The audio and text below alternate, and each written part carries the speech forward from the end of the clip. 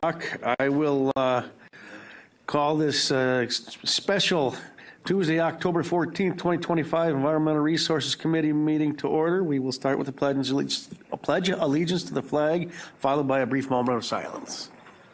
I pledge allegiance to the flag of the United States of America and to the republic for which it stands, one nation, under God, indivisible, with liberty and justice for all.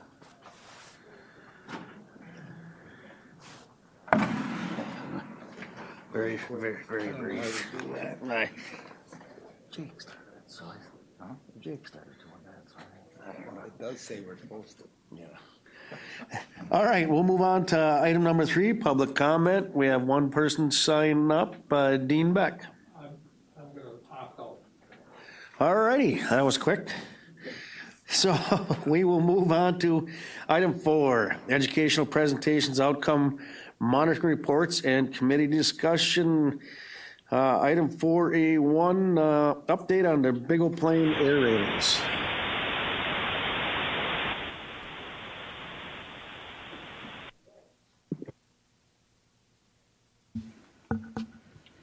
All right.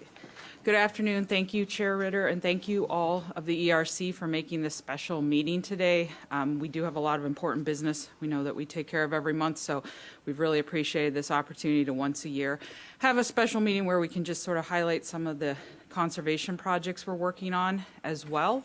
So you're up to speed on those, and we can keep moving forward on those projects too. So our whole conservation staff is here. I think Kirsty's going to take an opportunity shortly to introduce them all, but she put me up first, and I get to talk about the Big O Plain aerator. And I know about half of you were here a couple years ago when we started talking about this, so I'm not going to go into the entire background again. I will let you know if you go to the YouTube channel for Marathon County and you go to the January 30th, 2023, Part 1 meeting, and at about an hour and 12 minutes in, Kirsty and WVIC and DNR give a lot of background on what's been going on at the Big O Plain with the aerator project. And so that's a very thorough and in-depth presentation where you can hear the whole background on what led to this project. But what I will say is that this did start as a partnership between the Department of Natural Resources and the Wisconsin Valley Improvement Company. Along with Marathon County, we have been managing the aerator out at the Big O Plain for a few decades now, and it is one of the tools in our kit that's really keeping that resource going and making it a great fisheries area, the most used county park in Marathon County. So it's a really important resource, and in addition to all the work that the conservation staff does on the land to try and keep those waters healthy, the aerator has also been a part of trying to keep our fisheries alive out there. But what was happening was we had equipment that was, components were from the 1960s and the 1980s. They were well past their service life. So in 2023, we came to the ERC and then to HR Finance and the county board and asked them to use some of our environmental impact funds to fund updates to the aerator out there. So at that time, the county board did approve $175,000 towards that project and also gave us instruction to seek other funding where we could to bring that project along. We were successful in getting another $50,000 from the DNR as well, and we were able to start designing and replacing the aerator out at the Big O Plain. So let's see here. So in total, we had about $225,000 to work with. We started engineering in 23 and 24. It did take a little longer than we expected because trying to figure out how to modernize the equipment and get the equipment and all those things in place just took us a while to do the engineering on that. But we were able to finally award a contract for installation late last year with Econ and have actually started the installation of the components. We're actually almost complete, but because we work with a landowner who owns the land around where the aerator is located, we did have to hit pause this fall to allow them to continue to use their lands as they need to use their lands in the fall. So we got everything installed this summer up to a couple pieces that were missing, and we're going to go back at the beginning of December once hunting season is over to finish that installation and then do the startup testing. Our goal is to make sure that everything starts up well in December, so come spring when we need to turn those aerators on, we'll be ready to go. And these are a few pictures of the new components that are installed in the building out at the Big O Plane. Again, most everything has been replaced at this point by Econ, but we have a few parts that we're just waiting on. They were on back order. They are here now. Now we just have to wait till December to go back out and install them, and then we'll do the startup testing. I think that is it. I'll just say one other thing about the environmental impact funds, just to give you all a little background who weren't here in 2023. Those funds were put aside when we had the Arrowhead transmission line come through the county back in the early 2000s, I believe it is. So it is a fund that is given to the county for environmental programs and things like our groundwater plan, our aerators, the POUTS loan program that we speak about at ERC. Those are projects that the county board has approved for us to use those funds on. So occasionally we do come and ask for your permission on how to use those funds. So that's just something to be aware of. Did I miss anything on that? Any questions on the aerator? Any questions for Lori? Alrighty, thank you. We will move on to 4A2, municipal wellhead protection, conservation, groundwater efforts for the Village of Athens, Village of Rib Mountain, Green for Green, potential seed money for future municipal groundwater protection. Great. I think before we get started on this topic, we'll take just 30 seconds to do quick introductions. I think most of you know most of our conservation staff, but in case you either need a reminder or your supervisor Kurth and maybe haven't had the chance to meet our conservation staff yet, we'll just zip through a quick introduction. If you all could say your names and your position title and maybe just what your key program areas are that you work in, that would be great. Hi, I'm Brooke Bembenek. I'm a conservation analyst. I'm primarily work in the grazing program. Kirk Langfoss. I primarily work on farmland preservation, nutrient management planning, and conservation reserve program, and I've been with the county 28 years. I'm Kent Pazorsi, conservation analyst. I primarily work with the animal waste ordinance and the livestock licensing ordinance. Been with the county for 34 years. I'm Andy Shep. I work as a conservation technician, but I primarily am in farmland preservation and all of our groundwater quality.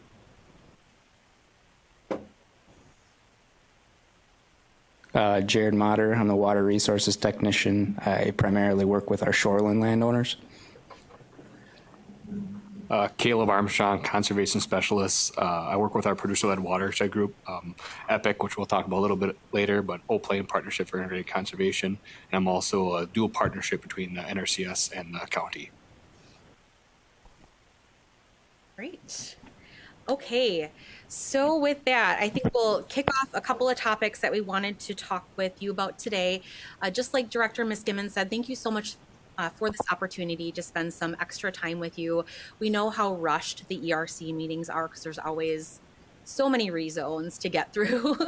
And our conservation team has a lot of countywide efforts that are really valuable for you to know about, to not only share with your constituents, but also to better realize the program areas that you all oversee in your roles as well. And as you can likely tell just by brief introductions, we really have a wonderful conservation team here at Marathon County, and we're very fortunate to have such an experienced team here. The combined years of knowledge are unbelievable, so we're so lucky to have that. But along with years of knowledge is just the same amount of passion and drive as well. And so if you're wondering, how can they do so many things at once, it's because it's a very motivated group of individuals, and they are constantly looked to as leaders in Wisconsin in conservation. So a lot of the stuff that we're talking about here today is really not happening in other places in Wisconsin, and we constantly are putting ourselves out there as pioneers to come up with new and innovative programming. So with that, we'll start talking a little bit about some municipal wellhead protection efforts that we've been involved in the past year or two. There's been a few times where I've alluded to you all in ERC meetings. If I get time to talk about it, I really want to tell you about some cool things we're doing in Athens and other parts of the county. So Andy's going to kick off talking a little bit about what we've been doing in Athens. Okay, so just a little recap, because this project has started now over a year ago. when the DNR contacted us about a rising nitrate issue in the municipal wells in the village of Athens. And one of the challenges behind this was, we're seeing an increase in these nitrate levels with certain wells that they're blending and then sampling. And once they hit the threshold of 10 parts per million with the EPA, then that starts to trigger some more expensive, treatment systems and investments that they would have to install that could be a burden across all of the residents of Athens.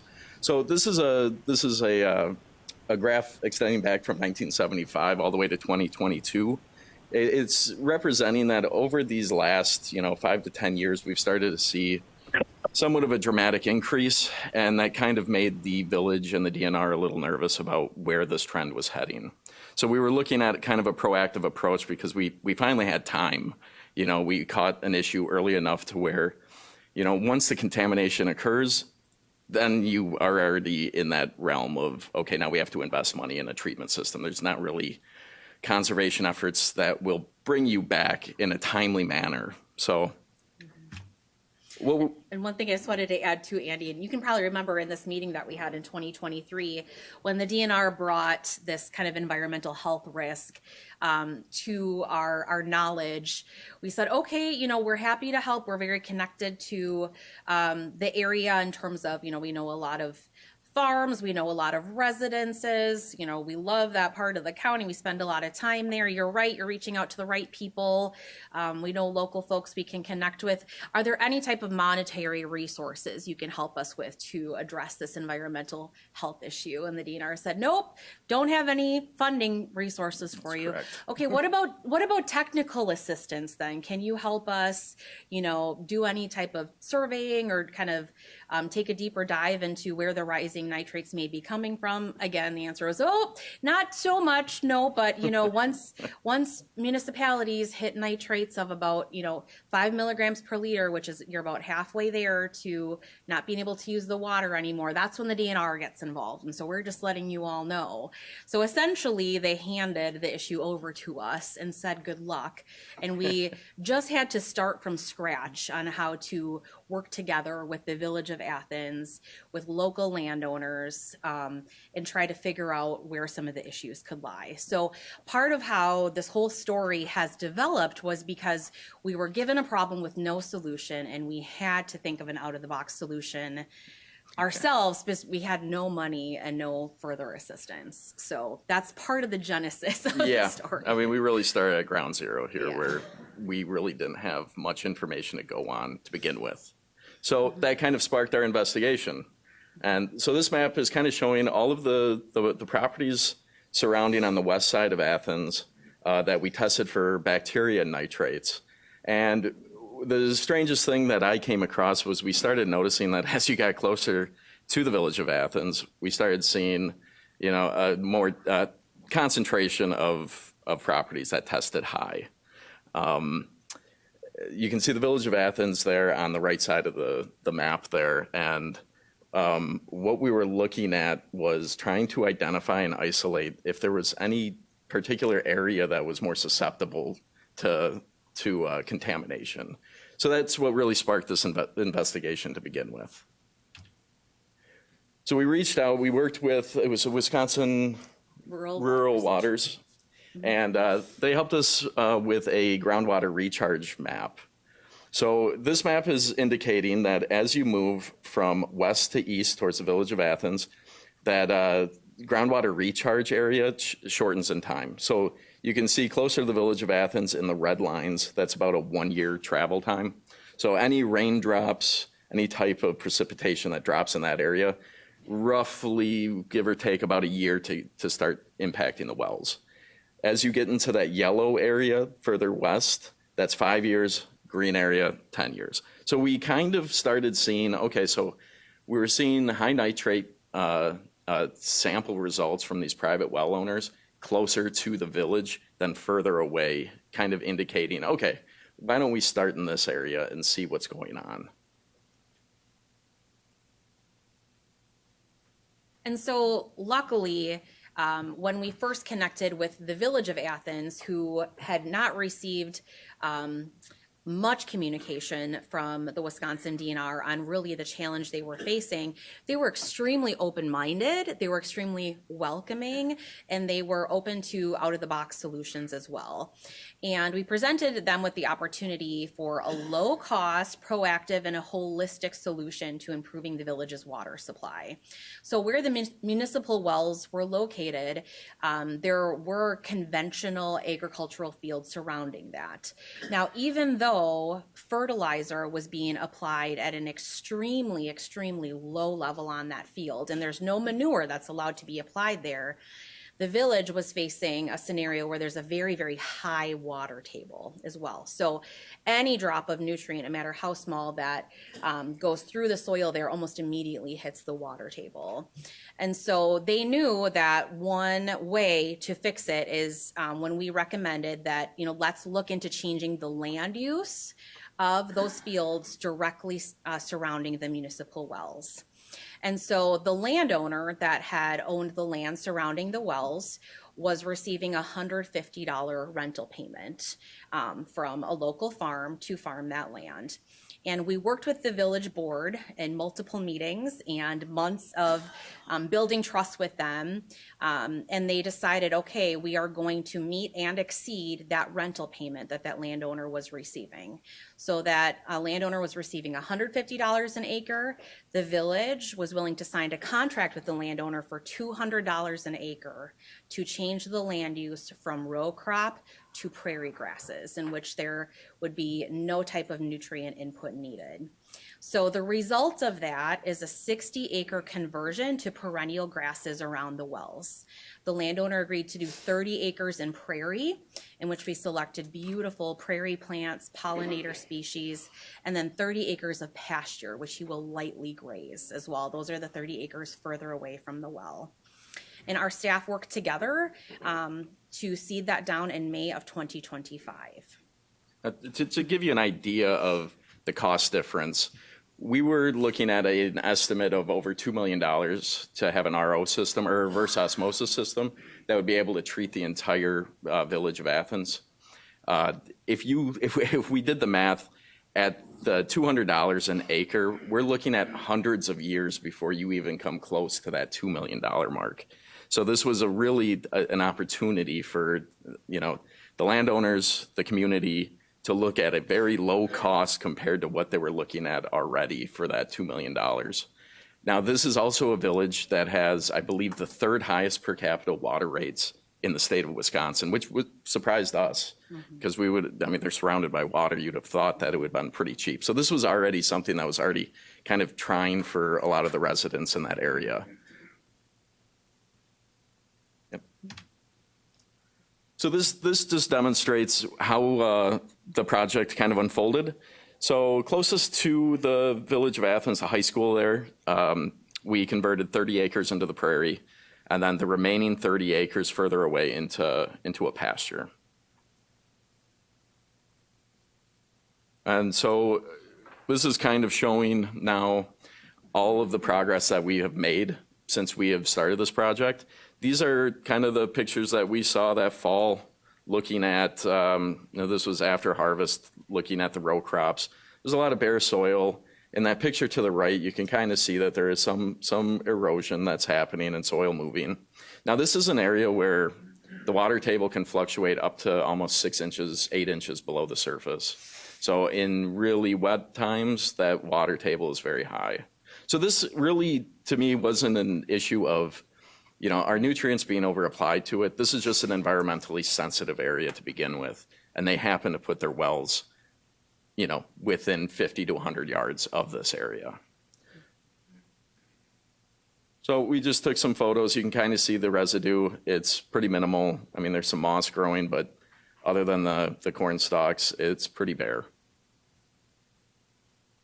So we started to implement our project. We converted this into a prairie. We developed a seed mix using Pheasants Forever as assistance, and we decided to no-till drill the prairie in. This took us a week? A couple days, yeah. A couple days, a week? Mm-hmm. Yeah. And what made this financially possible, if you all can think back, probably a year and a half ago, you all approved us receiving money that we applied for from the U.S. Environmental Protection Agency, the EPA.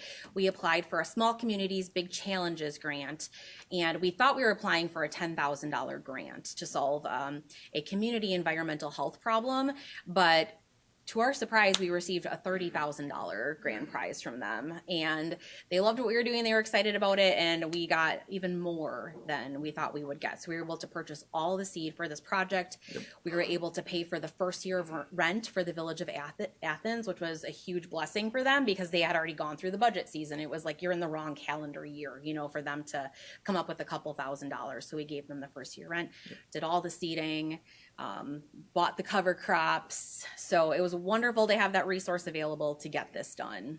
And it wouldn't have been possible without that grant. And then the Marathon County Board allowing us to accept those funds. Yes, absolutely. So you can see our no-till drill. It's pretty much how we planted this field. It was the beginning of the conversion. And pretty soon afterwards, we started seeing the rye pop up first, and then some of the oats pop in first, followed by some of the prairie plants. But we completely took that bare soil field and converted it into something that's got a lot of residue on top, a lot of vegetation, a lot of living roots that are going to stay in that soil.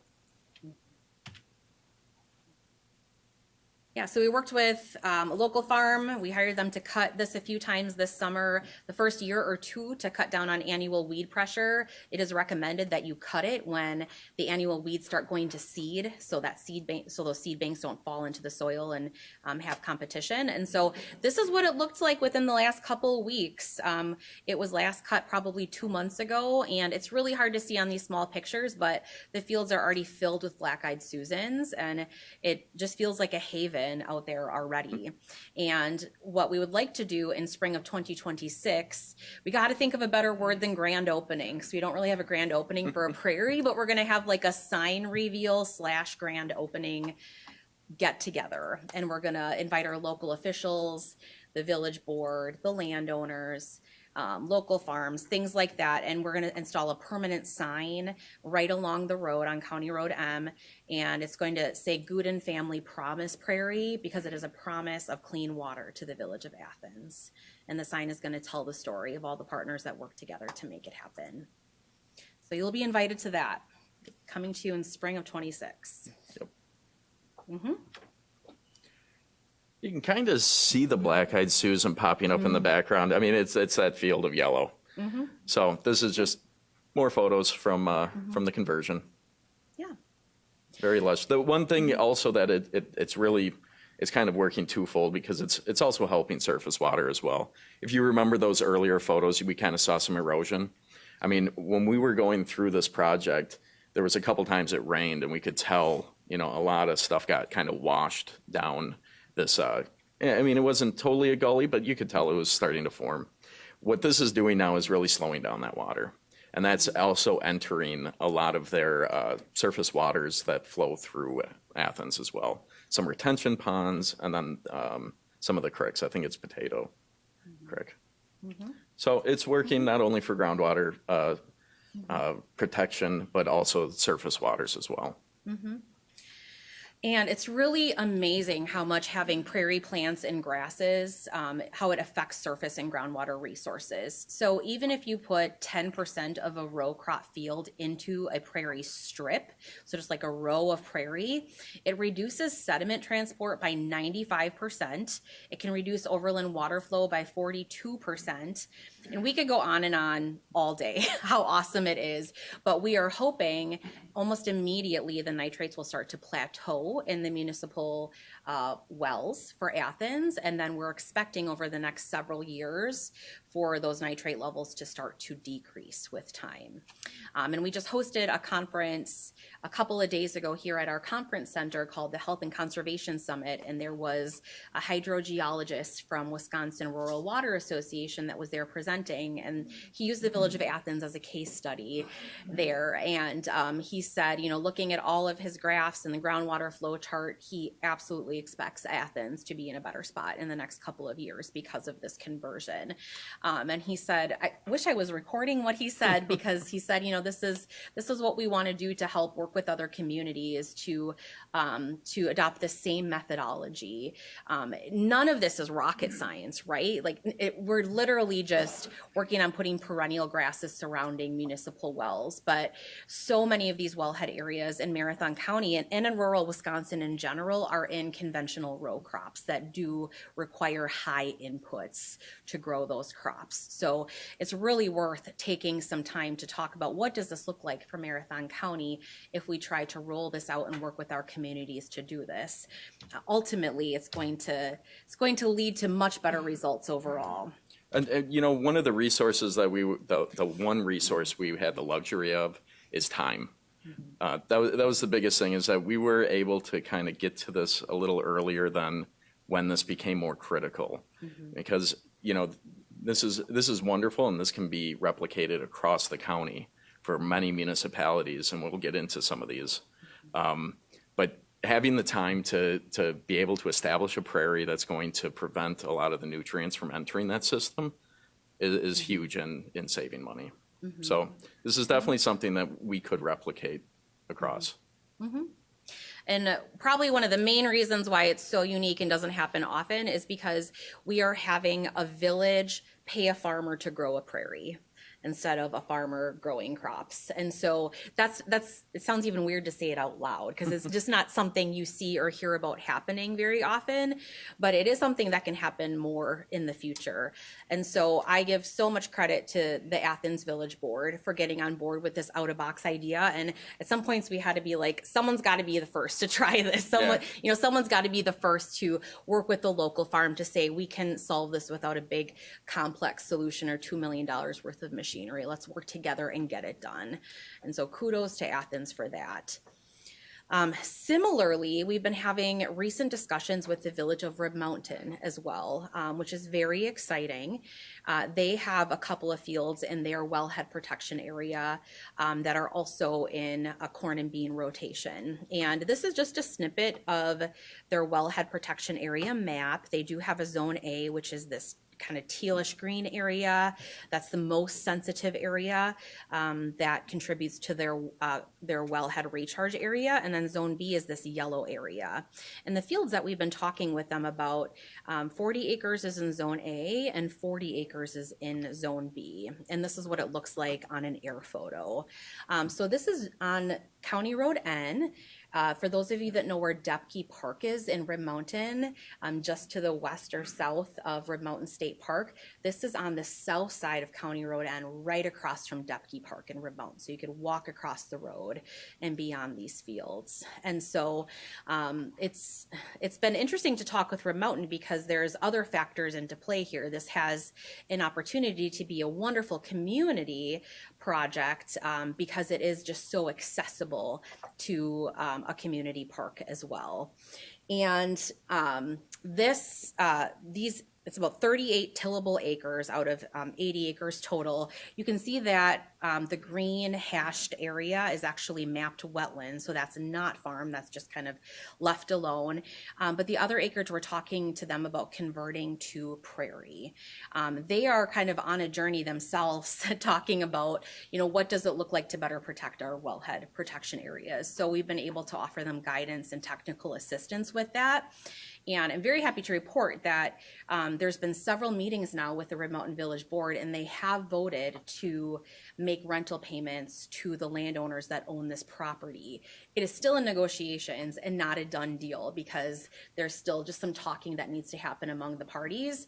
But the fact that we have a second Marathon County community that has also voted to make rental payments to a landowner to grow a prairie in this wellhead protection area is huge. It's absolutely huge. So we're hoping we can approach more communities and say, we're seeing this happen all over Marathon County. We're hoping in Marathon County we're developing a model for Wisconsin. So very exciting. Hope to report to you in the future a positive outcome in Rib Mountain as well. I mean, at the end of the day, it's kind of viewed as just a long-term investment in protecting themselves from further financial burdens that this may cost, 10 years, 20 years down the line.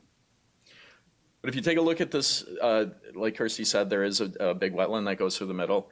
Imagine this is a pretty big, it's a decent-sized drainage basin. I mean, think of it as almost a funnel, that it's kind of collecting a lot of this sediment, nutrients from this farm field that happens to be wrapped around by residential communities.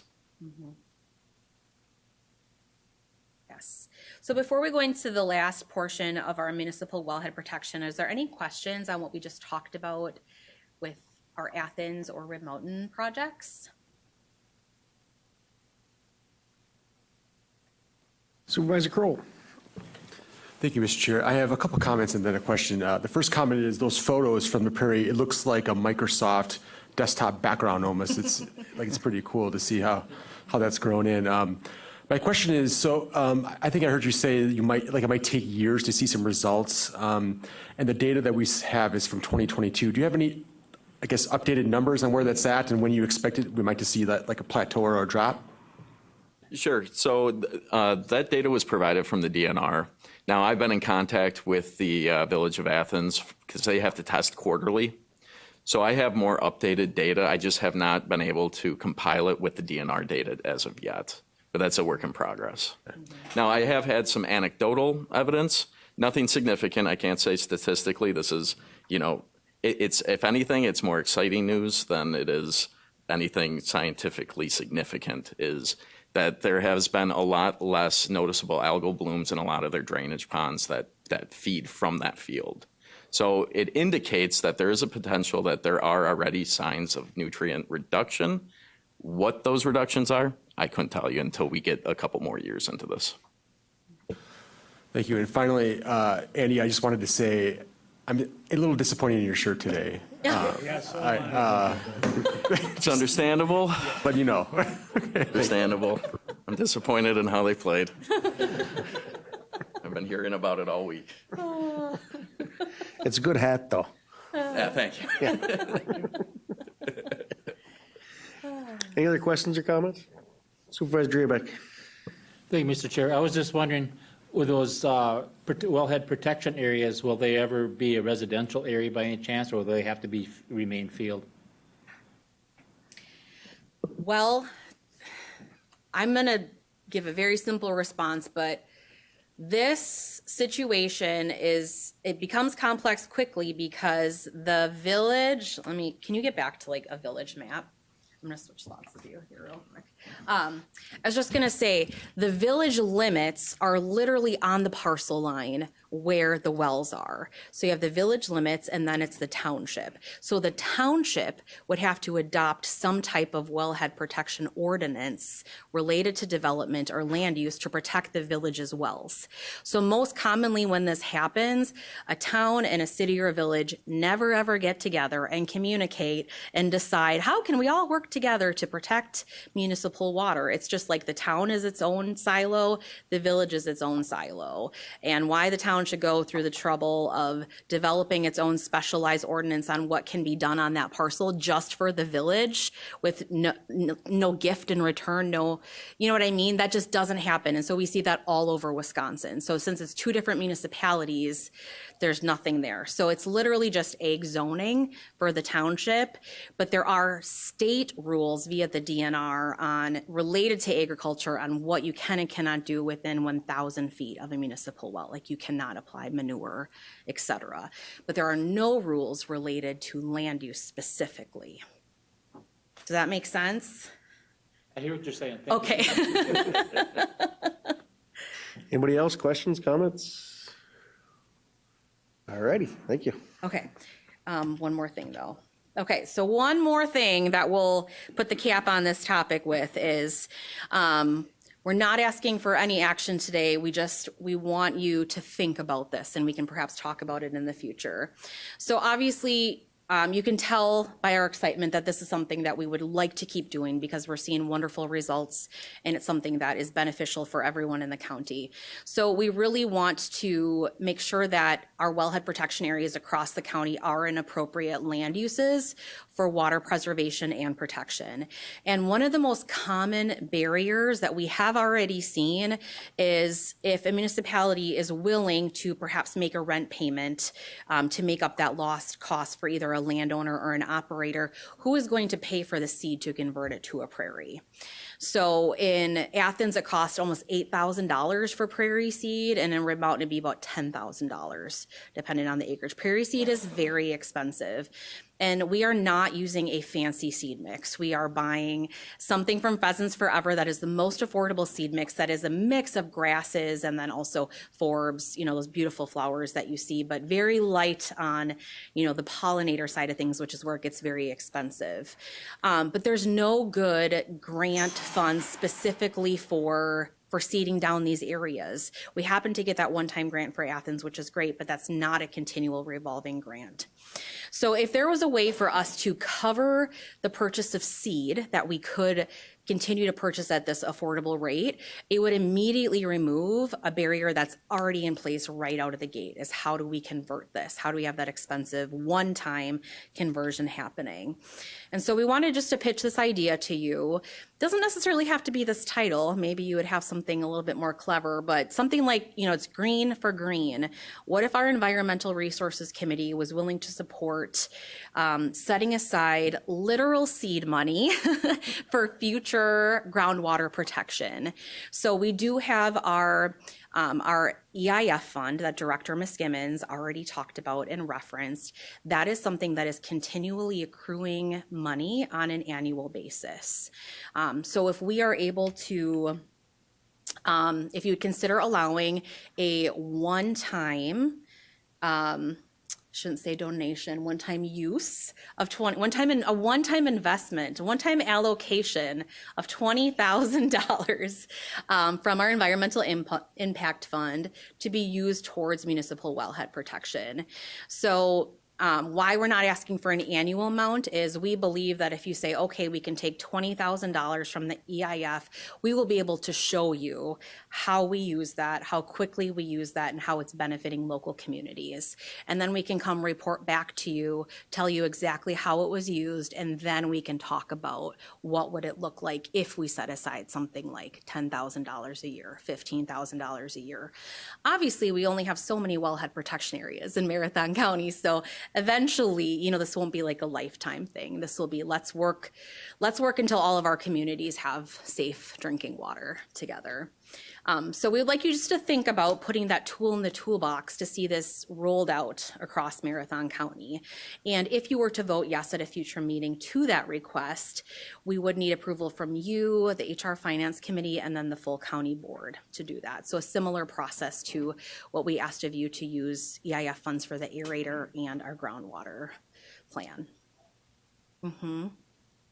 So that was one solution we had to this barrier, because as we're trying to plan for the future and think, okay, we know what communities we want to reach out to next, because there are some communities that are also struggling with increasing nitrates, but we don't have a solution for them right now of how we can get a prairie converted, how we can get that in place, how we can purchase that seed.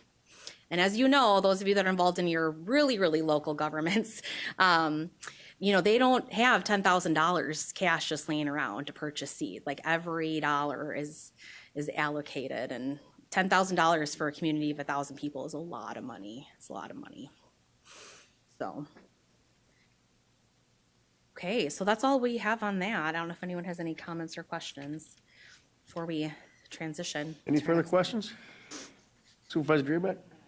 Sorry, if you could just explain to everybody maybe what that EIF fund is being used for, and they would have to decide whether the POTS fund is more important or this is more important, or if there's enough interest coming in that would work. Yeah. Thank you.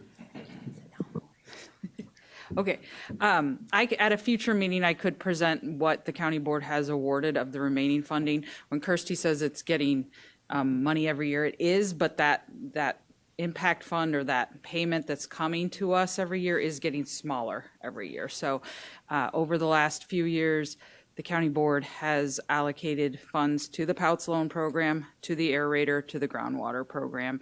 And we have about a balance of 150,000 of unallocated funds right now. That's approximate. So that's what we have unallocated. When you did award the money to the Pouts loan program, that was up to 650,000. And I think at a future meeting, we could bring you a presentation of where we are with that loan program and also give you a sense of additional EIF funds we might need to continue that loan program. So. Supervisor Schoenborn, do you have? I got one quick question. How many wellheads are there in Athens and in Rim Mountain? What are we talking? How many wellheads? Well, there's a varying number of municipal wells and then wellhead protection areas. So the Village of Athens has 5 municipal wells. Yeah, and Red Mountain, I believe, has 4. Athens, they are in different locations. So Athens has a couple way up north of the river and then some near the school. Red Mountains is all in one location along Highway 51.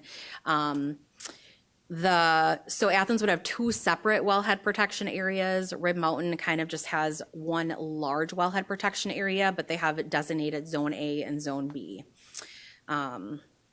So yeah, a lot of communities have their wells all in one general area, but some like Athens are just split up geographically, which is sometimes good in case something goes really wrong in one location. You decrease your risk, but. Okay. Thank you. Okay, any further questions, comments?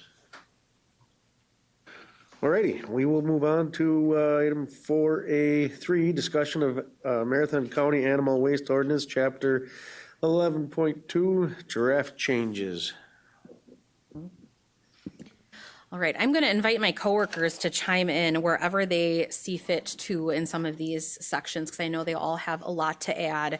I apologize for a couple of these slides here. I decided to add in last minute as I was getting in a mental space for this meeting.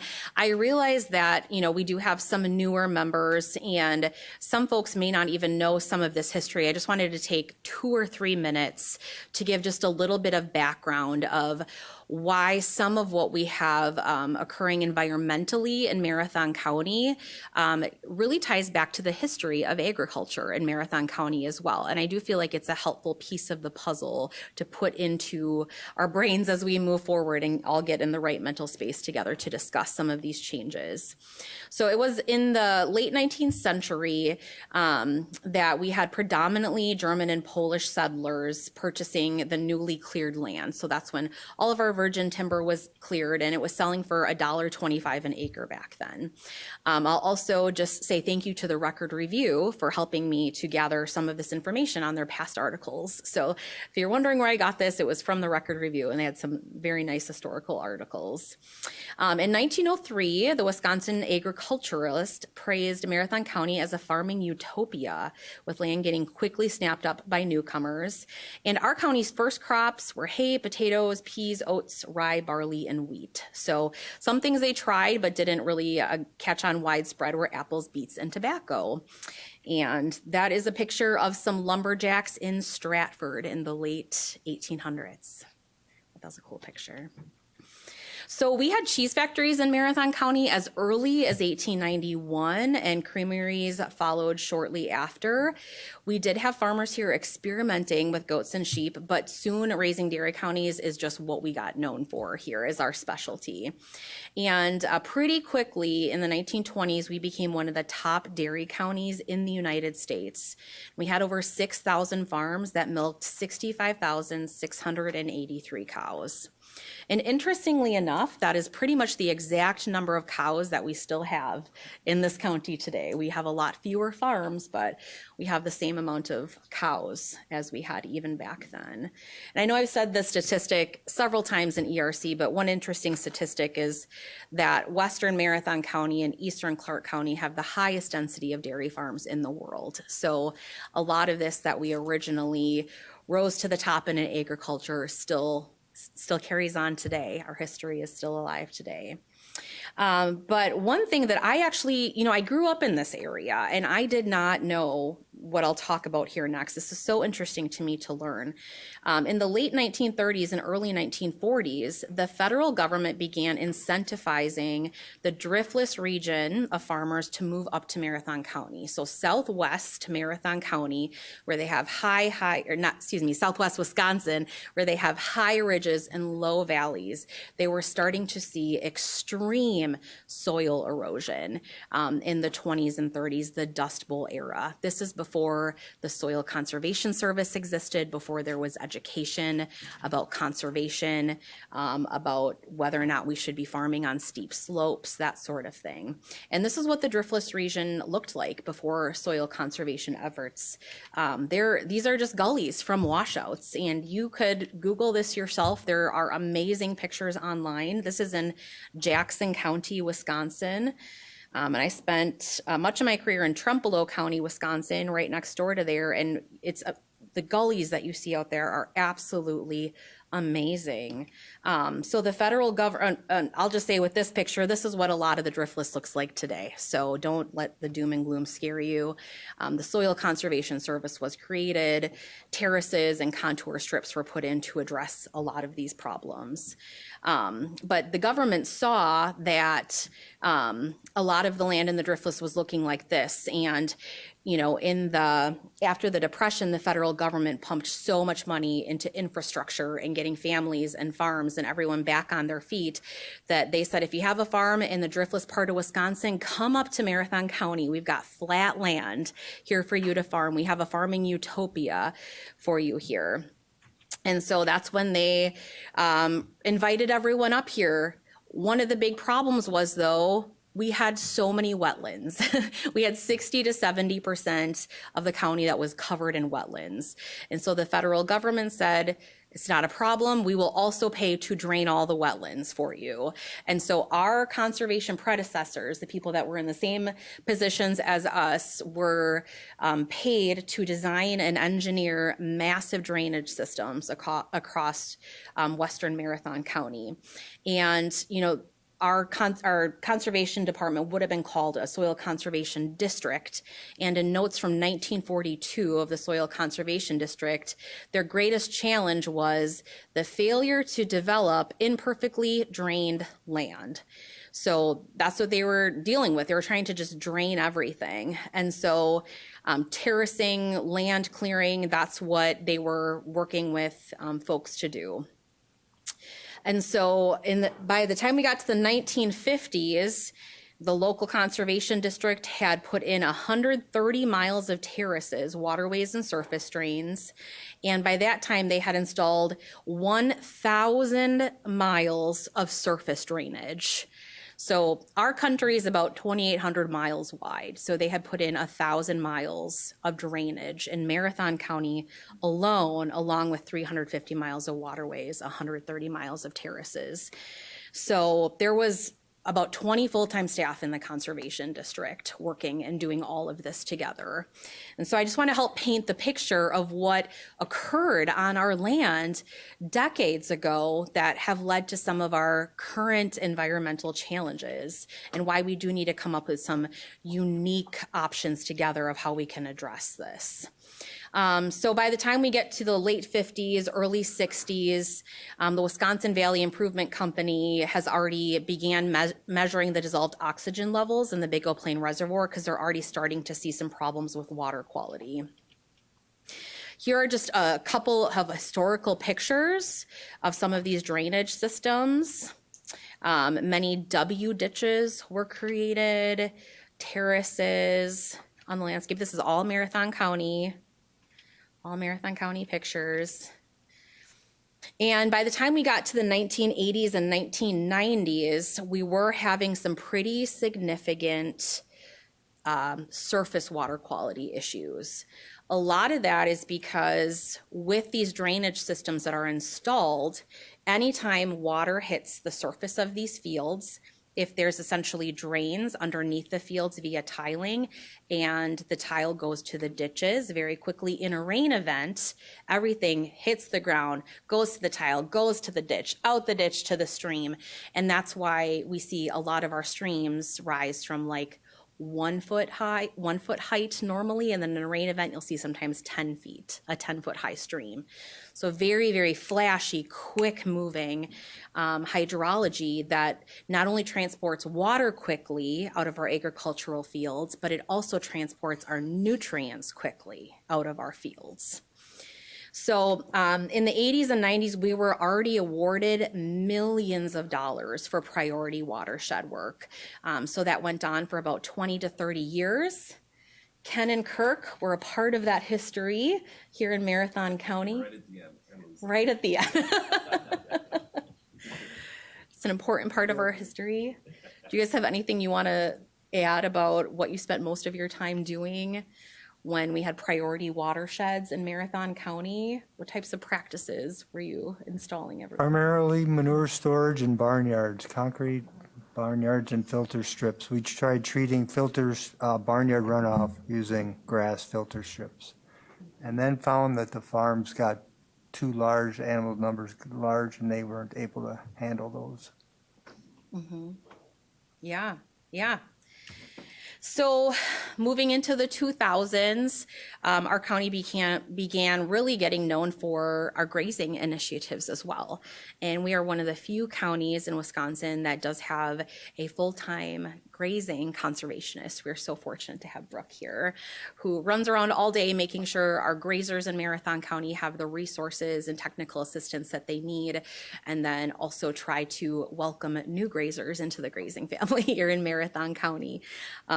And so we're very proud of our grazing program. We've always been a leader in the state in that.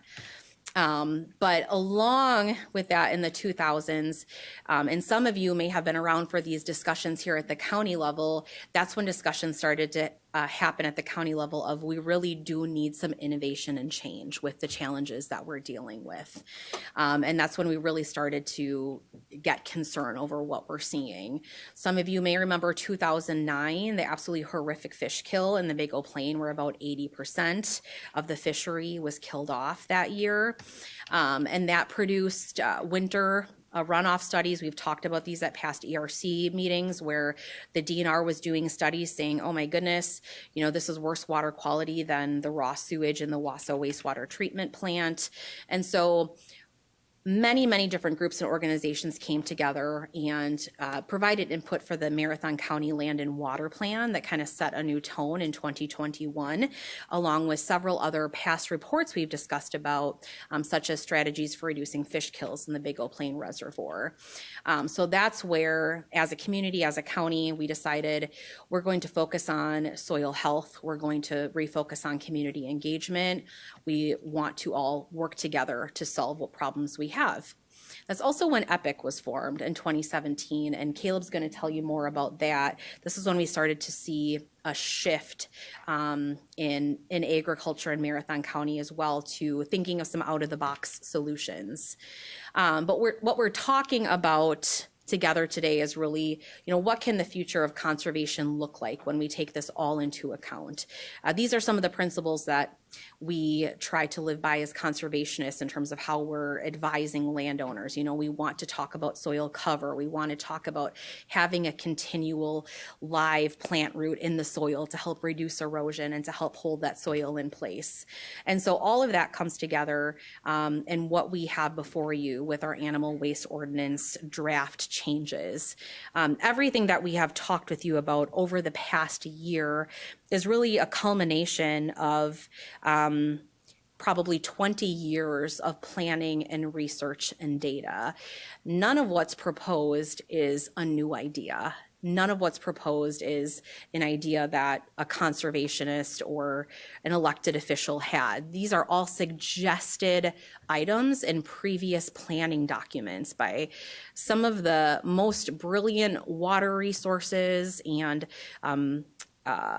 soil health folks and fisheries folks in the state of Wisconsin that have come together helping us put together these past plans. So we have these recommendations before us that our farmer work group that has met for months has also taken a look at and decided that this is something that is doable, that we can do together. And we're going to talk about those in just a minute.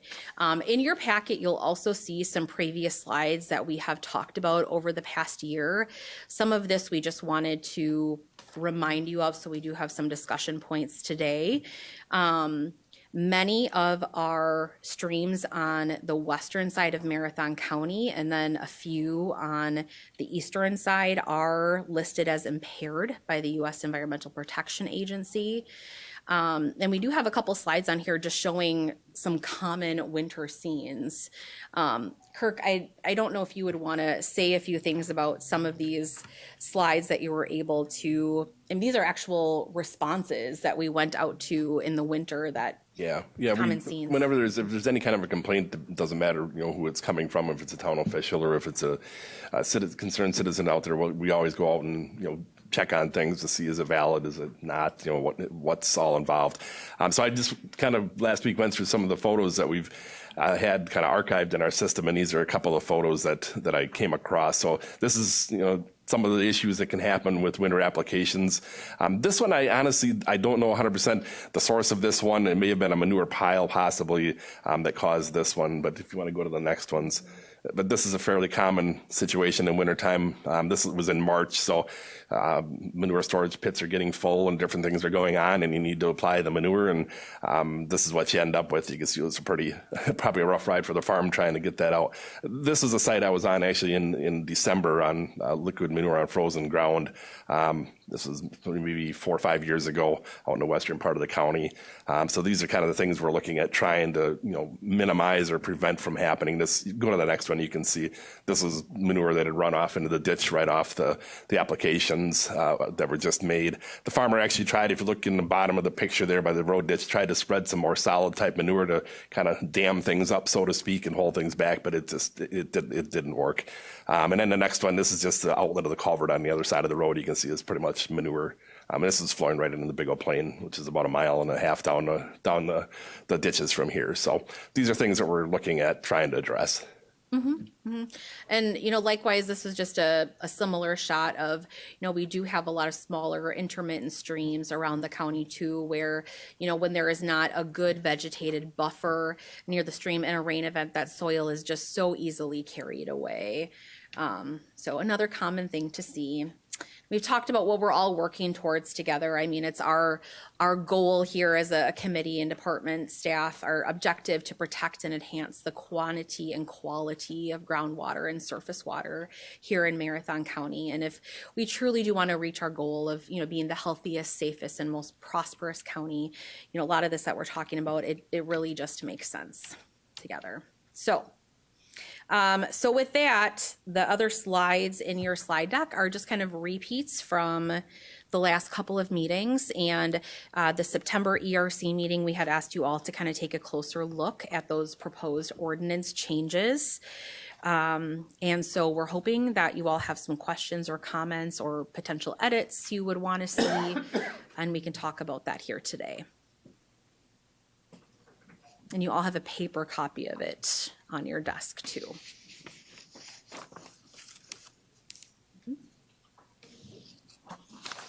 So, Mr. Chair, I don't know if you want to ask folks to share their initial thoughts or any Yes, and we edits. have any questions or comments or initial thoughts or, Tom?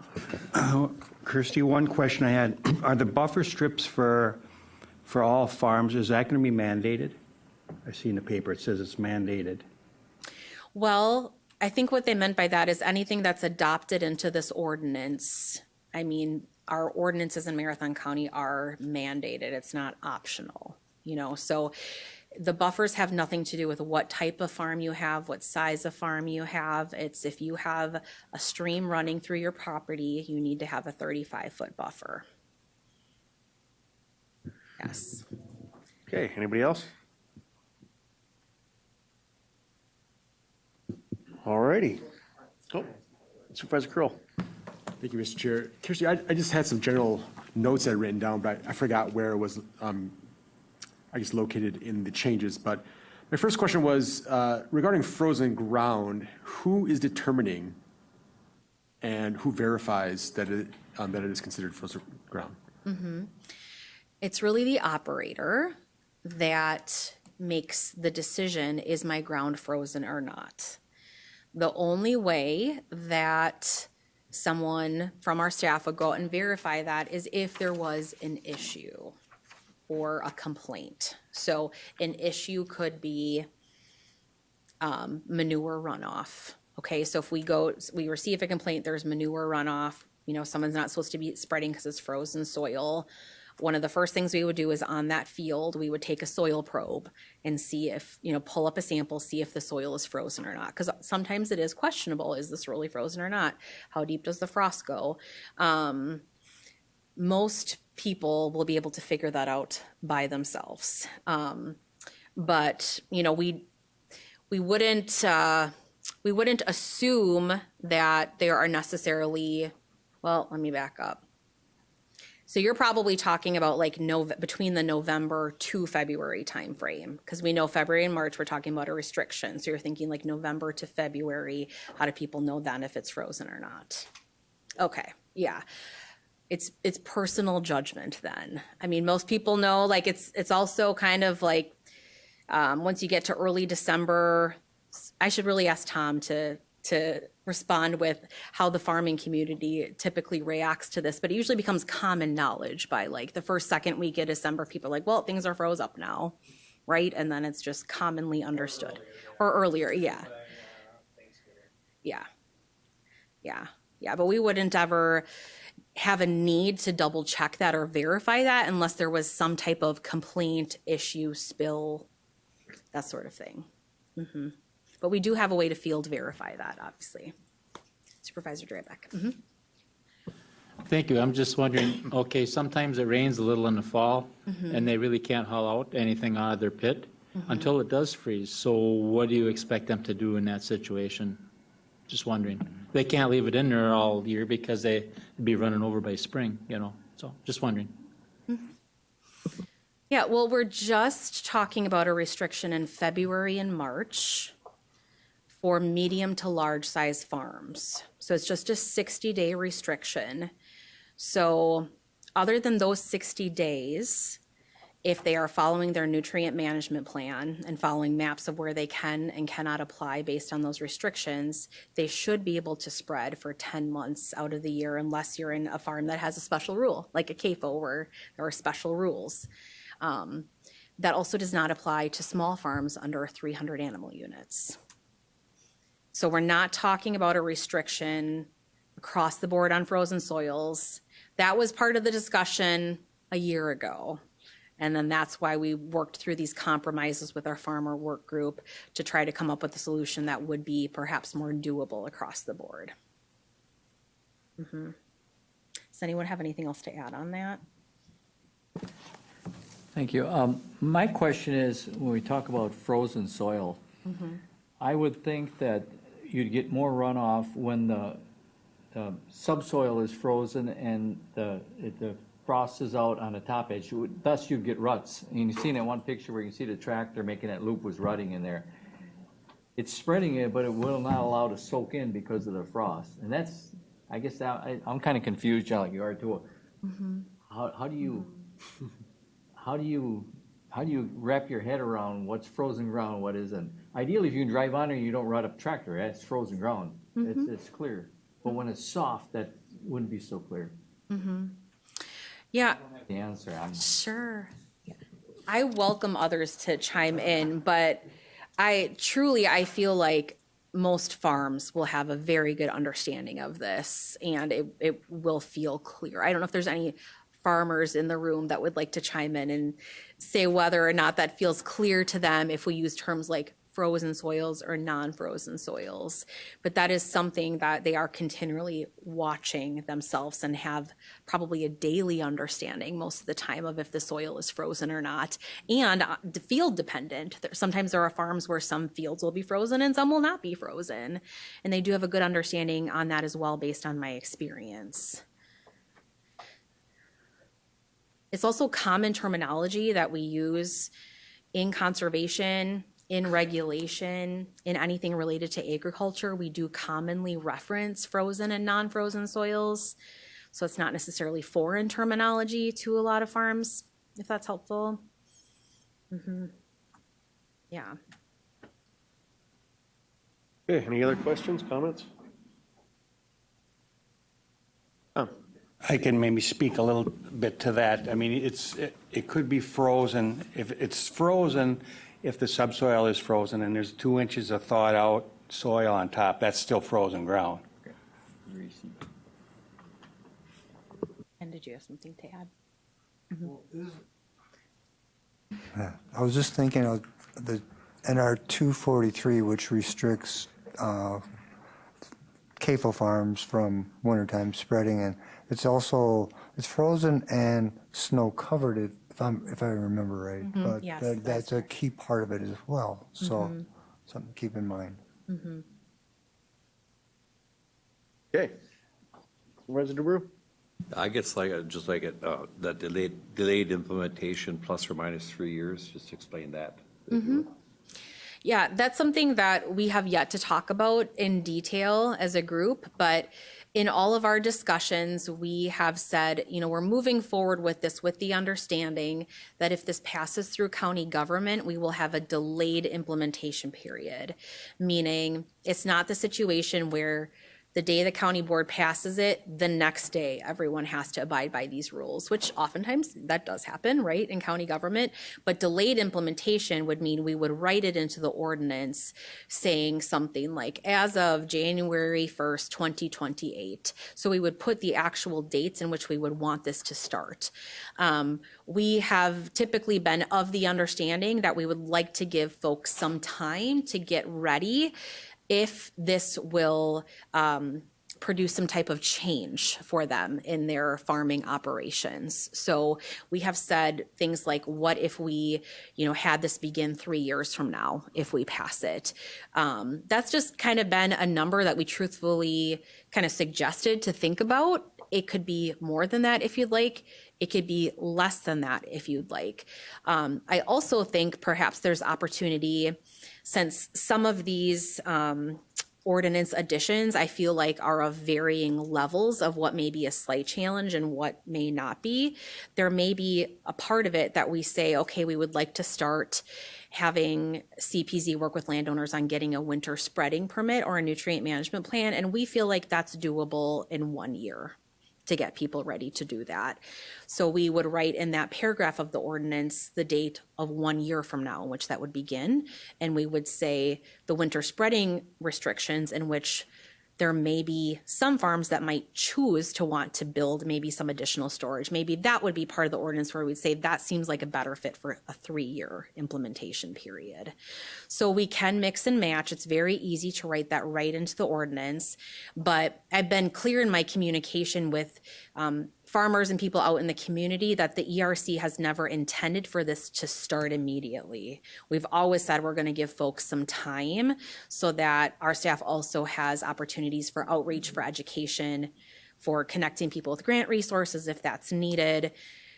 As a reminder, there are a lot of folks that we work with on a daily basis on farms that none of these changes will affect them at all because they're already doing all of these things. There are many, many farms that fall into that category in which these changes will not affect them at all. So we're not looking at a situation as every single farm has to make changes, but there will be some farms that, will need to think of a little bit of a different game plan, but they'll have a couple of years to do that. And I think if you look at our department historically, we've always had a long-standing tradition that we rather work with landowners rather than chase with a stick. So that in mind, we'd rather work to get compliance rather than send come down with a stick right away. So Yeah, that's a great point, Ken. Thank you. Always, that's always our approach. And I was talking with a staff member this morning about a farm that they're being very proactive. They want to plan ahead, knowing that these ordinance changes may very well come through the pipeline. And he had said to one of our staff, well, I'm probably on more of like a 5-year timeline to get this done, because he's a young man, needing to figure out a lot of moving pieces here. And I had said, that's great to know they're maybe on a 5-year timeline. Even if we say this is a 3-year implementation period, if we know someone is working with the USDA agency to get the funding, to get it in, we know it's going to be in 5 years. They're on a schedule to get it done. We would say, that's great. You're doing a great job. Keep up the great work. It does not matter if they aren't ready right at year 3, but we need them to have a plan. We need them to be in communication with us and know that there is an end date in place. And that's totally fine. And I think we'll have many situations like that. If people need a little bit more time, we're always willing to work with folks on that. Okay, anybody else? Supervisor Kroll. Thank you, Mr. Chair. What is the proposed winter spraying license fee if they are not going to be in a plan, like a nutrient management plan? Also something we've only talked about briefly, and we're 100% open to suggestions on this. If we want to stay similar to other CPZ fees and we want to keep something minimal, which is what we would like to do as staff, we were thinking perhaps a $200 permit fee that's good for 4 years. So it'd be $50 a year for that permit fee. And as a reminder, if you have a nutrient management plan, you do not need to get a permit. So we have about 65% of our farmers that have a nutrient management plan. So 65% of our farmers will not need to get a permit for this. Follow up then, would that fee be instituted on their taxes, or would that have to be mandatory that they No, come? it's just like a building permit, or it's like you come in for a zoning permit to our office, you pay $50 for one. It's just like that. So one-time payment, you come into our office, you write a check, that sort of thing. Yeah. Okay, anybody else? All righty, thank you. We will move on to item 4A4, Fenwood Creek watershed updates. Yes, sounds good. Oh, one other thing that I realized I should have said from this last slide, Mr. Chair, is I had a few dates on the screen. Just as a recap, we're going to meet with our farmer work group that will send out an invite to you all if you'd like to come the last week of October. In connecting with some of the farmers on that work group, I have learned they just want to kind of play it by ear the week before and see what the weather is looking like that week, which we're totally fine going with the flow. So I don't have a date for you now, but it'll probably be that week. And then on the November 4th ERC meeting, we will continue to post a public comment portion for this. And then I shared with Chair Ritter today some open house dates that we already have set for November that will roll out. And one last question that I had for you on that topic, sorry for not going to the slide sooner, is one question we had for you all is, we've enjoyed talking with the Environmental Resources Committee about these changes, but should we get to the point where we will go to a full county board vote, how can our staff best connect with additional county board supervisors regarding these potential changes?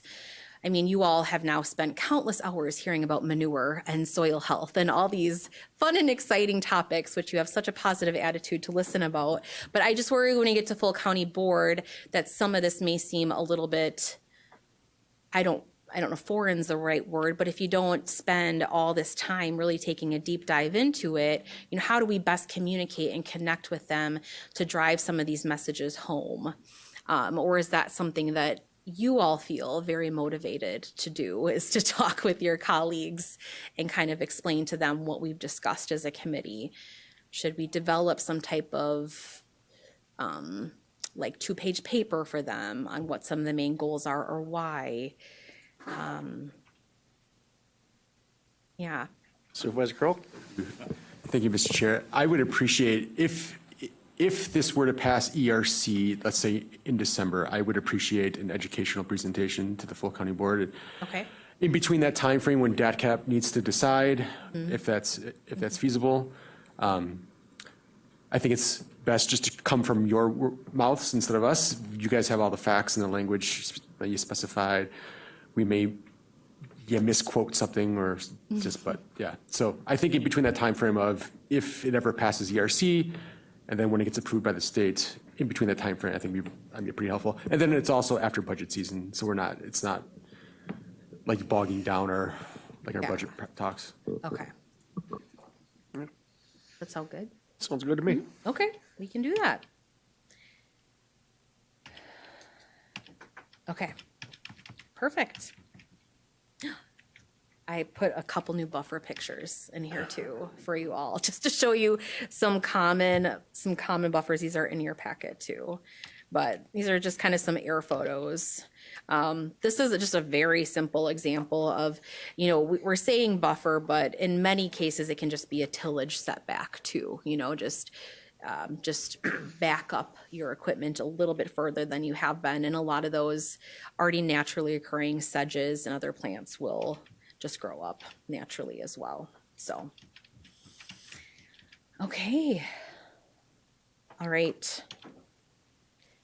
On to Fenwood Creek Watershed. So as we've been talking about the animal waste ordinance, one thing that's been brought up a few times is, how will your staff have capacity in the coming years to devote to some new initiatives here? Well, one of the main reasons that I have stated in the past is because we are coming to a closeout of some of our Fenwood Creek watershed efforts. So we've been spending quite a bit of time in this kind of model watershed that we have received grant funding for in the past. And so we're closing out the second phase of our Fenwood Creek watershed movement, which was 2023 to 2026. So we essentially have one more left here. And on the screen, you'll see some of the different conservation projects that have been installed and the phosphorus reduction and the sediment reduction of each one. So almost 1,000 acres of cover crops, 146 acres reduced tillage, several grass waterways and manure pit abandonment. So this was all with our $350,000 DNR grant that we received for it.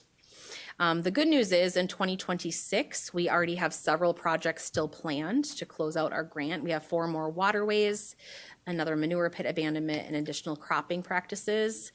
One of the highlights of our work in the Fenwood Creek watershed was holding an event out at the Country Air called Moving Fenwood Forward in 2023. We invited landowners who own over 10 acres in the Fenwood Creek watershed to join us at Country Air, and we had about 120 landowners come to that event. It was wonderful. We had many different speakers that night to talk about all the cost-sharing opportunities that folks had for conservation if you live in that watershed. This is one of our favorite pictures that has come out of our conservation projects. This is a neat story where we had a landowner and an operator work together right near the village of Fenwood to install a big grass waterway. And Jared, you did a lot of work on this project going into it.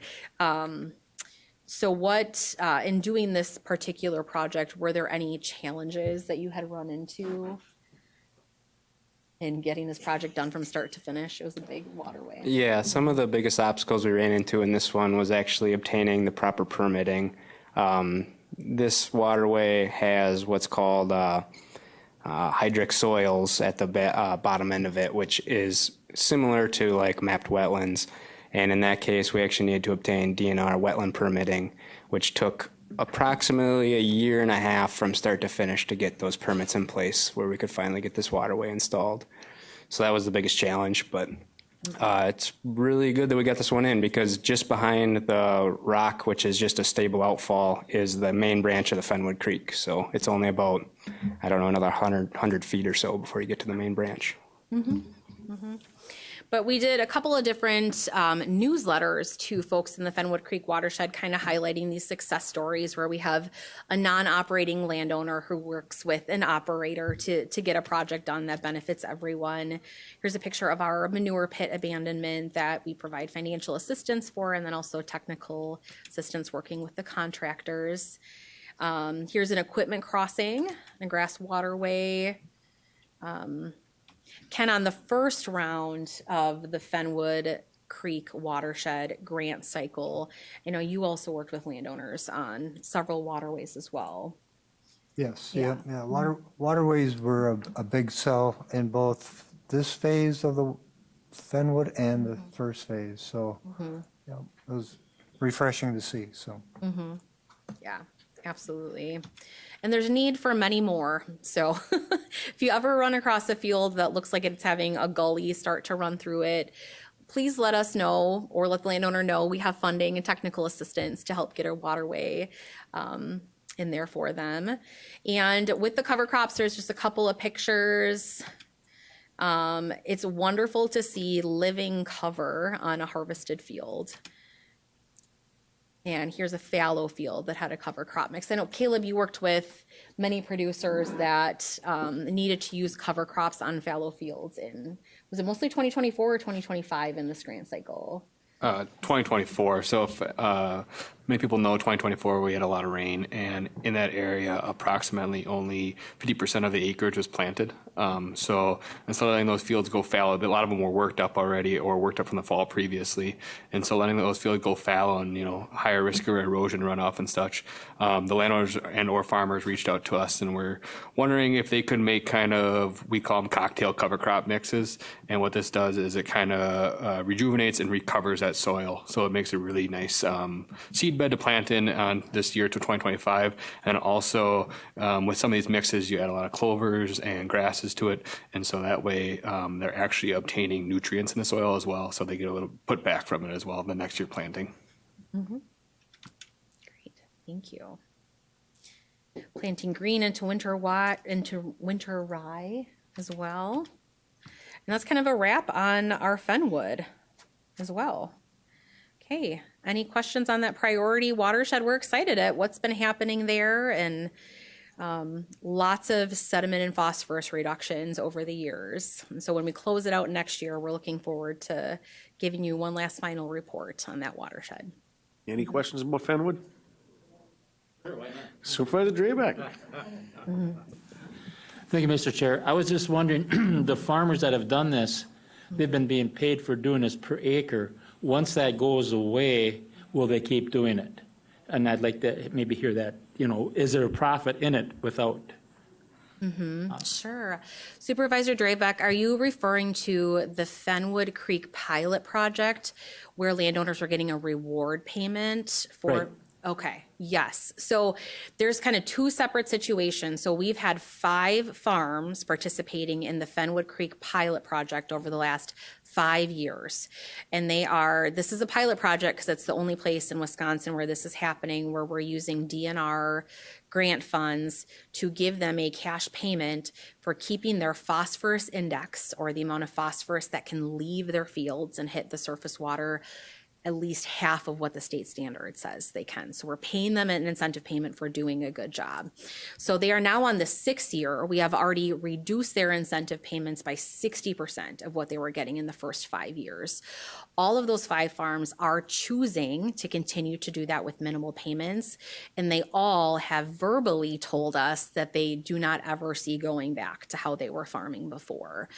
They were all interviewed by the Milwaukee Journal Sentinel in 2023, who did a write-up on our Fenwood Creek pilot project and had it on the front page of the Milwaukee Journal Sentinel. And they were quoted in those interviews saying, I'm spending 50% less on fuel. I'm spending 50% of time in the field for, they're doing reduced tillage. They're, all of these innovative techniques to reduce phosphorus. And so we don't see any of them going back. That being said, they're not in some type of long-term contract where they have to keep doing this in perpetuity. But they've at least verbalized that they're sold on the way they're farming now. They're seeing better soil health. They're seeing similar or increased yields. And so it's been such a wonderful story. What's come out of the Fenwood Creek pilot project is really encouraging. Now, we do also have these folks who have used this $350,000 grant to do things like cover crops and waterways. So those are a different set of people than those Fenwood Creek Pilot Project 5 farms. So those people get a one-time payment to do, cover crops for 1 year, that sort of thing. So thankfully, at least our time in conservation, there's pretty much always continual funding for things like putting cover crops in and different sources from different agencies. So typically, if people want to keep doing it, they can too.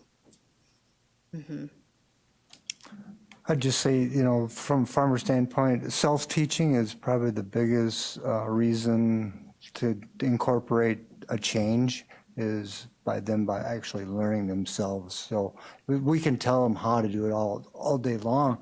It ain't going to make them change until they actually try it and do it themselves. And actually, every farm is different. Every situation's different.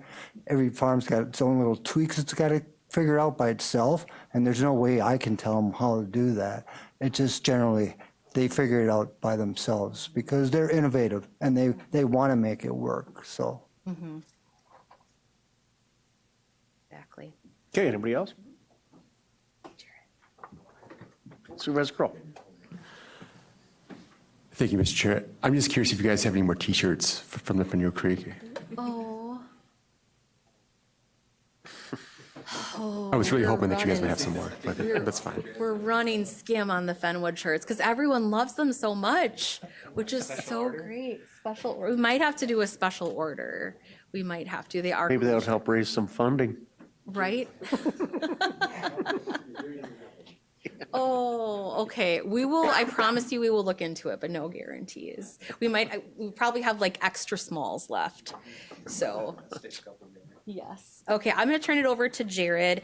These last couple of topics are just quick little fun updates. So we're nearing the end of our time with you two here. All right. All right, so we talked a lot about soil management. Now we're going to move more into kind of the lakeshore stuff and some of the projects we did this summer. So the big one is this Healthy Lakes and Rivers grant. It's a DNR grant. It's fairly small, up to $1,000 per project, but it's available to any riparian landowner, meaning if they have land on a stream, river, or lake, they can apply. This round, we had 8 projects that we installed, and we were actually kind of the project manager. We applied for the grant and then got the funds to the appropriate landowners to reimburse them for their projects.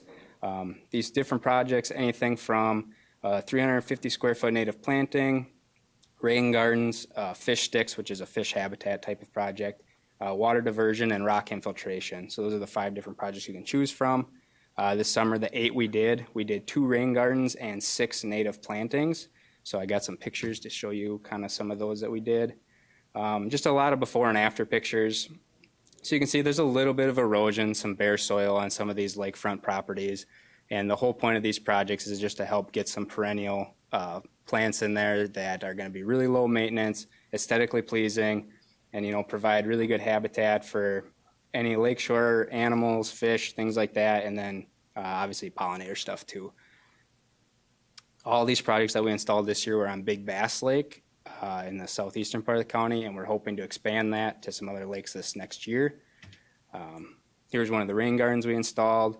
Anybody not familiar with rain gardens, it's just an area that you can divert water off of your house, a shed, anything like that, and gives it a safe area to infiltrate so it's not running off into the lake. Another shoreline planting. All these projects, we installed roughly 150 plants at each one. So nothing, too crazy. We were actually able to help most of the landowners install it, so it's really, really low input on their end too. So another rain garden. Ken actually helped me with this one. And all these projects we were able to get done in a day, so it was pretty nice. Not a lot of, burden on the landowner. So a couple more. So the whole point is to just try to reduce erosion and provide a better habitat.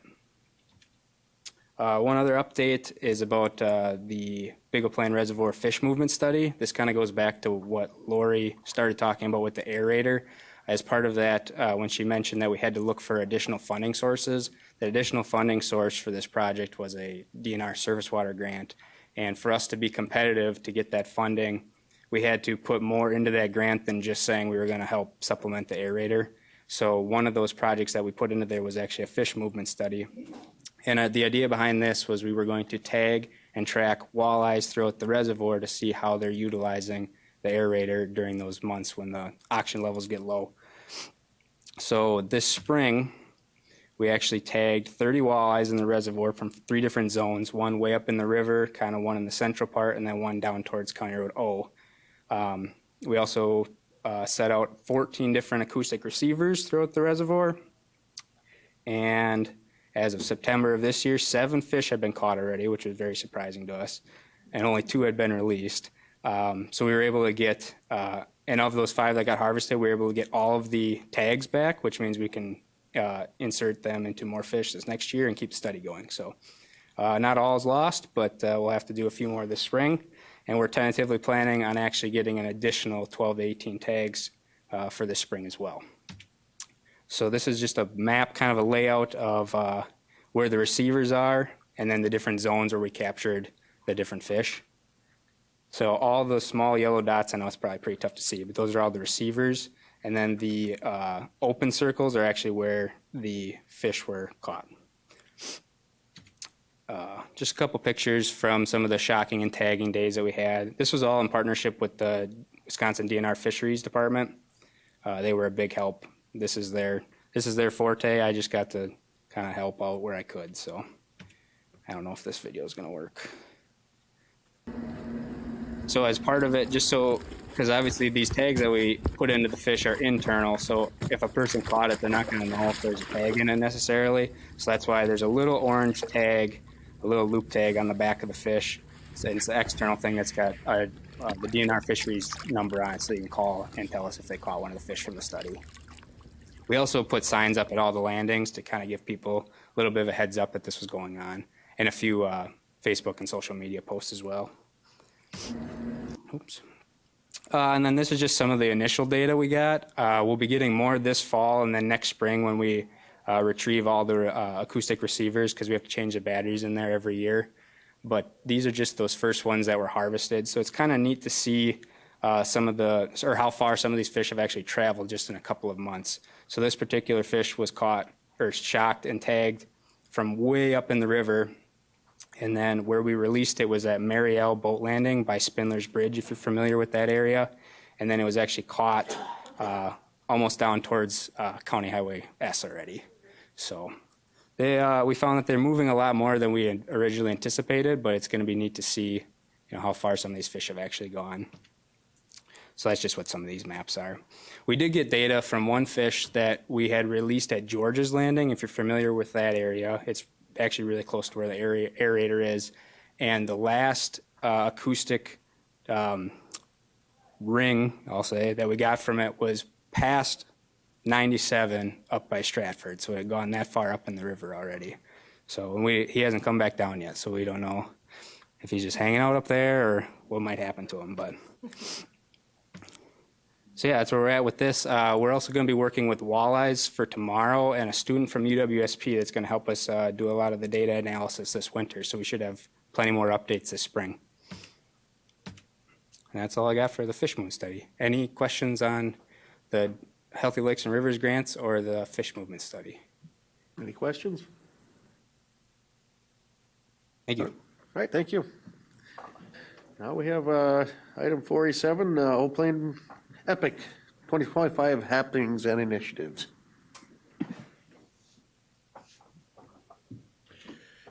All right, I'll try to keep this as quick as I can. Tom knows I can probably talk about this producer-led group for a couple hours. So if anybody doesn't know what producer-led groups are, basically watershed groups that are built by farmers and producer-leds, and also community agencies, and they all working together to try to reduce surface water, improve surface water, and then also improve soil health. And the one that we have here in Marathon County is called EPIC, is the acronym, Old Plain Partnership for Integrated Conservation. I'm just going to go through some of our, this year we held a lot of field days and a lot of outreach and education. I'll kind of go over some of that stuff that we did. The first big one that we were asked to be part of was actually by the governor. The governor reached out to me, I believe it was in April, and we were one of about 5 selected producer-led groups where he was going to go around and visit and just see what they were up to. So we had a field day out at one of our local farms, got quite a few of our farmers involved there, and just showed them around and kind of told them what we were doing. And at this time, they were trying to extend, or I should say, extend the budget that we have currently for some of our grants. And it was just kind of a way that he wanted to see what what some of the groups were doing before they even proposed this. So it was a really fun event. And I don't have the quite exact photo, but we actually got him to smell the soil because we had 2 different types of soil. We had one that was on a grazing and then one a conventional, and there is soil difference for smell on there. So it's kind of funny that we got him to do that. As you can see here, we had quite diverse farm tours this year. So we held 6, what we called, it was our first year of starting this. It's called the Epic Farm Tours. It's something that we're going to do every year now for foreseeable future. And it's kind of to highlight some of our farms that are in the area. And it's kind of a cheesy name, but we never even stuck with it, but we were to call it like what makes you epic. And so we have in this group, as I guess I should explain, we have farmed from the size of 8-acre organic vegetable growers all the way up to a couple thousand-acre, large cow dairies. And so it's very, very diverse group. And a lot of people don't know what their neighbor are doing or what the next farm is doing. And, it's a good way to learn, educate from each other. So we stopped along the way, and I'll go through quickly on kind of some of what the farms we stopped at. But as you can see there, we had quite a diverse group of tours. So our very first one that I had was Red Door Family Farms. They're one of our original members of the group, and like I said, they're about 8 acres of organic vegetables. And so with their farming techniques, it's a lot different than normal techniques that we have around here. A lot about soil health, how they can, because they can't add the typical fertilizer and nutrients that we typically can. So they're doing a lot of composting. Their tillage practices are different. They're using a lot of cover crops in small ways, but to improve their soil health and increase nutrients. So it's really, really interesting to see. Another stop that we had was Miltram Farms, and David gave a great tour. It was quite impressive. I mean, you see a farm that size and you go on the outside and, a lot of people think that when you got large farms, they're always just, what's going to happen? It was really clean. You go inside their freestyle barn there, or just their barn in general, and it was clean. There's so many moving parts. You could see where the feed was coming and all the workers going around. And I mean, it was quite impressive. And then one thing that they do differently than a lot of other people too is they don't have straight alfalfa fields. So David was explaining how their alfalfa hay crop that they have, and it produces a good milk quality, but also they can get multiple cuttings off it. So this was that picture on the right there. We're just standing in what's a new seeding, but that was already 3 cuttings, I believe it was, on that year, which is quite impressive to get that off that early.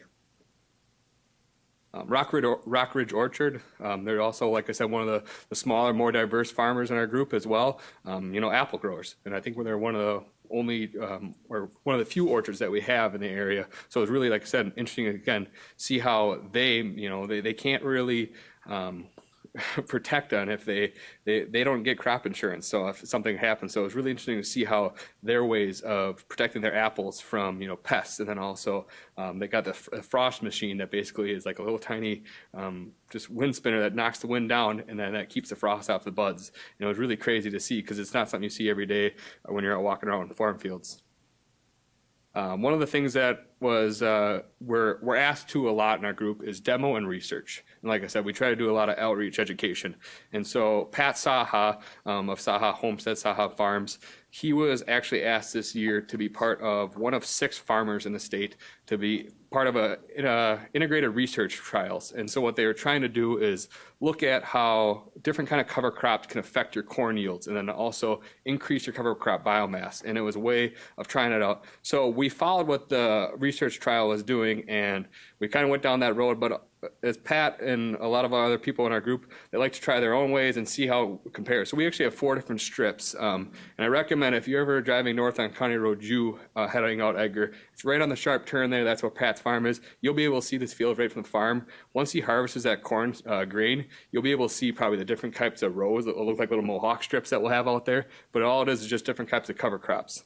I will say it was quite an adventure planning that and trying to plant this year. If everybody knows, it was another wet spring we had this year, and the original plan was to use a drone to see this cover crop on. And when the timing of planting was needed, you have to plant, if you're going to put cover crops into growing corn, you have to go anywhere from about knee to shorter. Otherwise it's just the corn will get too tall, it'll shade off all the cover crop.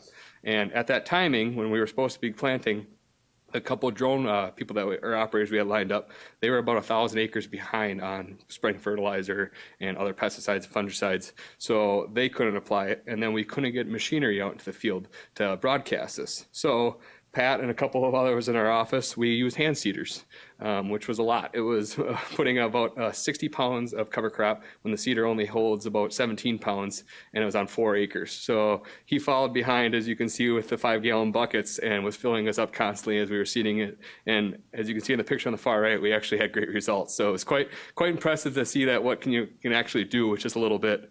The really cool thing about this too, and I want to kind of give kudos to Pat as well. He was elected this year. I think he's right now one of 4 that the final decision hasn't come out yet, but the Leopold Conservation Farmer Award.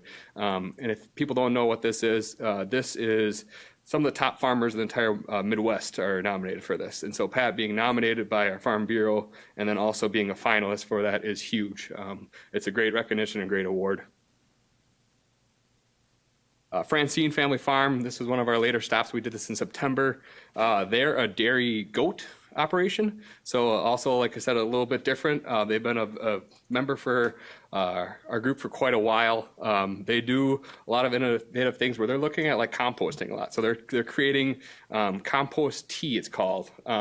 Johnson Sioux method is another name for it. But basically, instead of trying to put fertilizer on their corn, soybeans, right away as like a starter fertilizer, they're making this composting method that is inoculating the seed, and it actually helps with growth right away.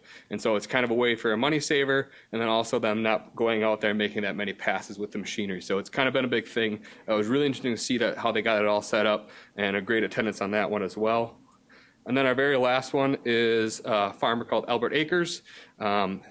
Big into soil health practices as well. He did a little bit different than Pat. He was trying to look at how he can increase cover crop growth, but then also either maintain yields or increase yields. So he did what's called skip row planting on his corn. That is where basically every other row was getting turned off, and he wasn't increasing population. So he was putting less seed on per acre, but then he was also putting the cover crops in between the rows, which then with that sunlight, extra sunlight, you get added growth. And then so his hope was that you could get a balance of the nutrients being implemented by these cover crops, and also that the corn's getting more sunlight, that he would get better yields. And so if he can say, even though he's putting less seed out there, if he can still get roughly the same yield per acre, or even a little touch less because he's adding a lot less inputs into the soil, that he can keep this and maintain this. So we will be having some information flyer with our findings on that as well at the end. But as you can see, I'm standing in a soil pit there, and you can see all the cover crop around it. It turned out pretty good. And we were looking at also basically how these cover crops are impacting the soils deep down. And I wish I would have had a better picture, but we had a tillage radish in there that was about 10 inches into the soil. So that's breaking up deep compaction and then adding microalgae activity as well. So one of the cool things with our producer-led watershed that we're able to obtain of late is these grants that are through the Department of Ag and Trade and Consumer Protection. These are only specialized for producer-led groups. It's actually very minimal. I know this can sound crazy when I say it's $1 million, but there's 50 groups in the entire state. 58, I think, will be this year, and they're all competing for these grants. So and everybody gets a little slice of the pie. So, at the maximum, you can get it around $20,000. And as you can see with these conservation practices here, which I'll discuss more into detail, our group, they're favoring, so with these grants, they favor the new group started. And EPIC, as Kirsty said, started in 2017. We are one of the oldest groups, and we also are one of the largest groups in the entire state. And so we actually are one of the fastest growing too, which has been really cool. But it's really tough. We have to make ourselves stand out. We got to figure out ways to make our conservation practices stand out that, for us to be selected for these grants, because there is a time where you might not get selected. We didn't get selected for funding in 2020, and it makes it really, really tough to try to keep growing on these groups. So 2025, these are all practices, by the way, that are created by our farmers, and they're the ones that are going to implement them. They're the ones that are, putting them out there, and they're the ones that want to do this. So in 2025, our farmers came up with the idea of responsible manure management. Farmers must put manure on a living growing cover crop, perennial grass system, low disturbance manure injection, and then also composting was another big one that we had as well. And so it was really, really crazy to see how, because I get firsthand a lot working with these farmers and seeing how they run with this. So basically we give the guidelines, create the guidelines, and then they can run with how they want to implement these practices. And so we had farmers, like I said, doing low disturbance manure injection into their crops, putting it on perennial grass systems. We had one farmer, Andy Belter, he's north of Athens. He did 3 different types of trials on how he could establish his cover crop, then also get this manure on there. And it was really impressive actually to see how, we can get a growing cover crop as well, also with manure put on it as well. And it was really interesting between those 3 trials how that worked. And like I said, that we have composting as well. So we had some of our really large farms, which was kind of impressive too. They were composting their bed pack, when it's at about full capacity, and then when you can compost it, if you let it sit for a while and keep turning it, making it into a more soluble nutrient for that soil, you can also decrease the biomass by about 60%. So less loads putting on the fields, less tractor time, but also more soluble material, I guess you can say, for your crops. So the thing with this practices that we do is these farmers are only cost shared at about half rate. So being that they have to, let's just say, they have to put 50 acres on, but they have to do 50 acres on themselves as well. So they have to implement these practices at least double the rate. And as you can see, we only cost shared 400 acres in 2025, and there was over 5,000 acres applied. So like I said, a lot of these people realized the good, seeing how it was working for them, and they put it on a large scale other operations, and it turned out really, really good. So for 2026, we haven't received notice that we've been accepted for the funding yet, but the practices that we did apply for, where we call it saving our soils with perennial grasses, and this is a lot of edge of field practices, prairie strips, cropland conversion, and managed grazing. This has been something that our group has actually tried to apply for through other different grants, not this specific grant, but we've been unsuccessful on quite a few grants, and it's been something that's been a dire need. A lot of our group has done research working with Pheasants Forever and other groups, and how, as Kirsty showed earlier with those prairie strips, that if we can just take some of that marginal land and turn it into a vegetative buffer, harvestable buffer, or a prairie strip, that it can really actually increase their yields on their acres that they have as well. And so that's been a big thing, like I said, that's been studied by our group and knows that this is a practice we want to go after. So fingers crossed we receive that funding in 2026. Next thing that I'll get into, I want to touch real quickly on too as well, is that we do here is a lot of youth education. This is kind of, I'll say, the cherry on the top with our job, getting into these schools, working with our youth education, and just kind of, educating them, and while also bringing awareness at a younger age. One of the very fortunate things that we're able to be part of is what's called Envirothon, and this is a statewide test that then if these teams, so it's a lot of teams that are created by school districts in our area, and they meet in Kirsty, was it Plover? Rosholt. And it's just an area where they come together, they take these tests, and then actually the winners of these schools will go on to the national level as well. And so a couple of us in our office, we create the aquatic ecology test. So a lot with like our microbial, microvertebrates, I should say, in the water, and then also a lot of water quality stuff. And that's the test that we run, and it's been a great event. I would say there's roughly 200 to 300 students involved per year. And then more lately, we've been working a lot with our school districts. So This is, I would say, like I said, it's kind of a highlight of our jobs. It's when we get in there, we get very little working with them, but it's very fun times. So as the pictures that are shown here, this is an event that, or I should say, a field day that we've been part of the last couple of years, and it's working with the Marathon City School District. They have all these schools, I should say, a lot of their science classes are based around modules. And so the modules can be anything from trees, water, soils, and Marathon City has one that is, I think their 6th and 7th graders are watersheds. And so that kind of ties in well with our jobs, with a lot that we work with. So we work with a lot of soil quality or soil health, and then do just kind of the everyday stuff that when we go out and test these streams, test soils, we kind of show it with them, and we make it fun activities for them as well. And one thing I wasn't able to put on here as well is we do what called a poster and speaking contest, which is held through our Wisconsin Land and Water. And this is a great way where we get into classrooms as well, kind of educate them on what we do.